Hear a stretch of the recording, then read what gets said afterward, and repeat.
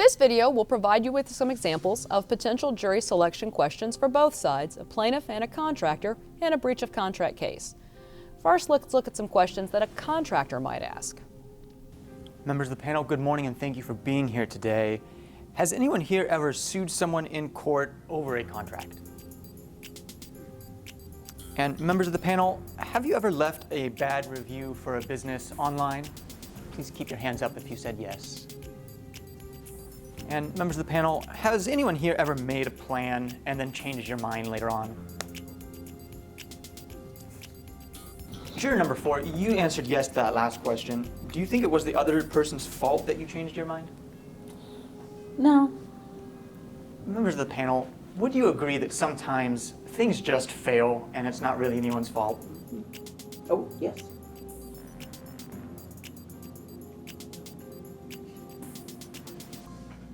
Members of the panel, would you be okay with someone accusing you of bad work if they didn't have any evidence to support that accusation? And members of the panel, would you agree with the statement that you should be allowed to finish a job once you've begun that job? And members of the panel, do you believe it would be your fault if you showed up to a job site but the owner told you to go away?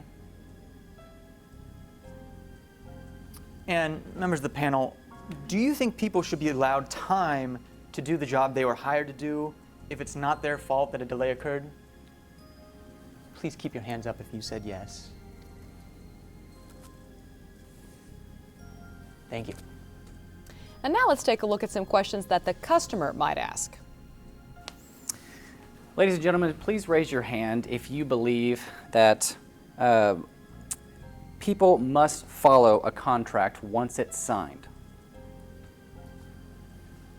Do you agree that if you pay someone to do work, they must do that work? Have any of you ever had to sue someone that you paid to do work and they just didn't do it?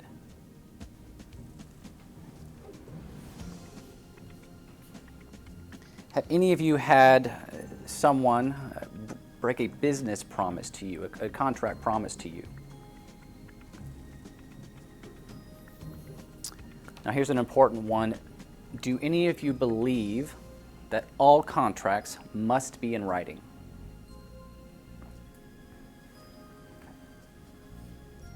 All right, juror number 8, would you hold it against me if there was evidence in this case that the contract between the parties was not in writing?